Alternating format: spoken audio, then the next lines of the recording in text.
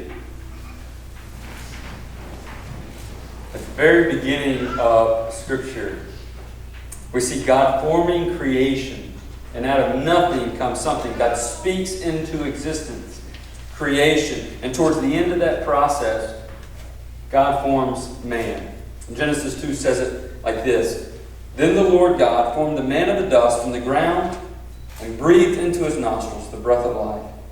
And the man became a living creature. The Hebrew word for breathe there is the same word used for spirit. And it's this idea that when God puts his spirit in man, he becomes alive. And then just a few verses after that, the first thing that God declares as not being good is loneliness. Therefore he creates a helper suitable for man. A helpmate, establishing the ordinance of marriage. 2:18 says this. Then the Lord God said, it is not good that man should be alone. I will make him a helper fit for him. Verse 21, so the Lord God caused a deep sleep to fall upon the man. And while he slept, he took one of his ribs and closed up its place with flesh. And the rib that the Lord God had taken from the man, he made into a woman and brought her to the man. And the man said, this at last is bone of my bones and flesh of my flesh. She shall be called woman, because she was taken out of man. Therefore a man shall leave his father and his mother, and hold fast to his wife, and they shall become one flesh. And the man and his wife are both naked, and were not ashamed. And so what we just witnessed as Monica comes down the aisle, and as Josh walks to her and sees her, and just adores her during that process, is a small picture of what's to come for the church. John writes in the book of Revelation, the last 2 chapters, says this, come, an angel speaks to John, he says, come, I'll show you the bride, the wife of the Lamb.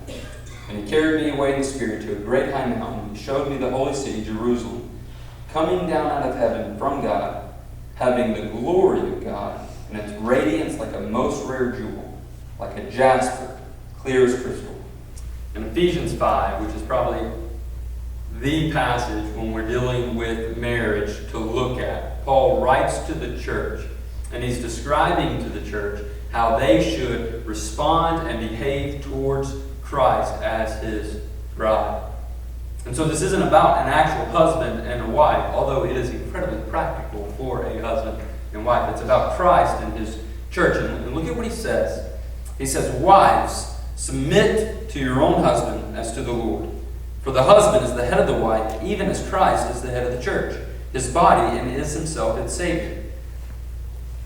Every time I say that passage, especially when we talk about it in premarital counseling, every woman tends to go, right? Wives, submit to your husbands. Oh, okay, right? But look at this. Look at what he says. He says, do so as the church submits to Christ. So also wives should submit everything in their husbands. It's a picture to show Christ, the bride of Christ, in the church. He's basically saying that marriage is not about our happiness, but rather it's about our holiness. It's meant to show a picture of the sacrificial death and resurrection of Christ. Because he lives, we can face tomorrow. Because he lives, you can love your wife tomorrow. Right? So it's meant to show this picture of the gospel. And what's really neat by this is that Jesus in Mark 12 tells us what the greatest commandment is. As he quotes the Shema, he quotes Deuteronomy 6. And what does he say? He says, the greatest commandment is this: love the Lord your God with all your heart, mind, soul, and body.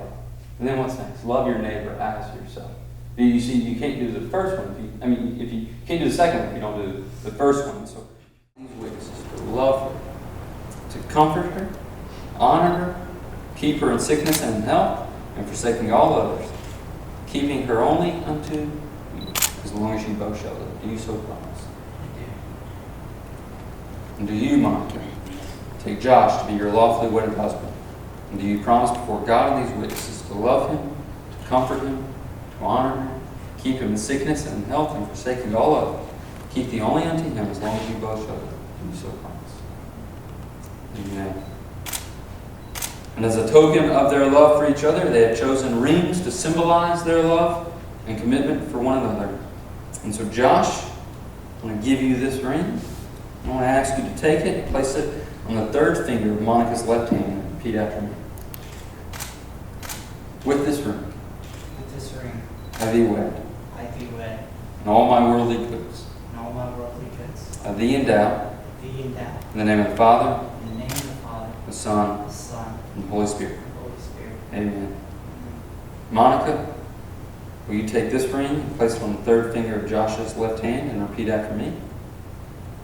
With this ring, I thee wed, and all my worldly goods, I thee endow, in the name of the Father, the Son, and the Holy Spirit. Amen. Josh and Monica, by the power vested to me by the state of Virginia and as a minister of the gospel, I now pronounce you husband and wife. Josh, you may kiss your bride. It is my honor to present to you for the very first time Mr. and Mrs. Joshua Gosserands.